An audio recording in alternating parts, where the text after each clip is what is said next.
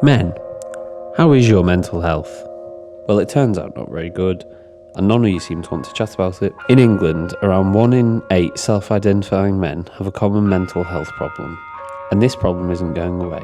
You can't just brush it under the carpet or pretend it doesn't affect you.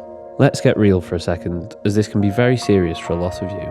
In 2017, 5,821 suicides were recorded in Great Britain.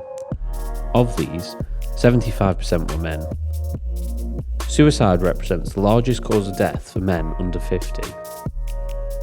We talked to campus to discuss with students how they perceive mental health issues and what they do to tackle it head on.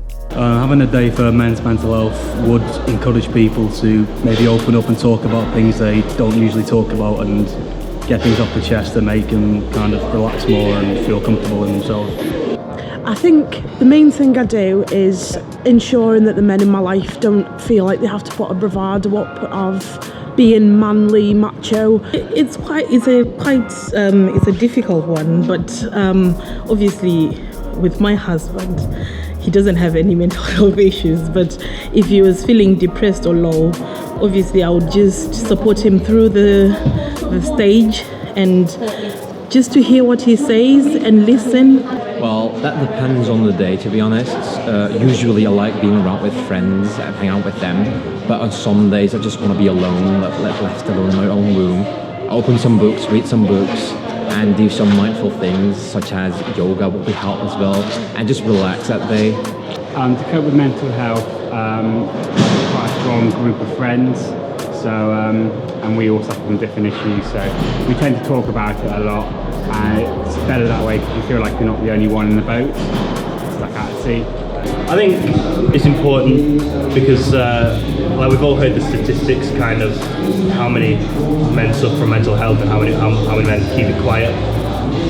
So I think it's important to have a day, even if some men don't, realise the importance. I think it's nice just to be. I think it's nice to know that it's recognised in a way. The first thing I do is not be alone, because when you have really awful thoughts roaming around your head that really bring you down, the best thing that you can do is be with someone, be with your friends, be with your family, because when you're alone, all of that just attacks you. Men's Health reported 34% of surveyed men would be embarrassed or ashamed to take time off work for mental health concerns such as anxiety or depression, compared to 13% for physical injury. This is mirrored within our student population, with 70% of students surveyed by NUS reporting financial stress, and less than 20% of students surveyed were willing to approach the support services they had. There is no difference between mental and physical injury. It doesn't make you less of a man, and it certainly doesn't make you weak admitting you are hurt. Learning to deal with your emotions and opening up to friends, family or colleagues is important. So, remember to be a man of more words and don't be afraid to talk about you. We only get one shot in life, so make the most of it.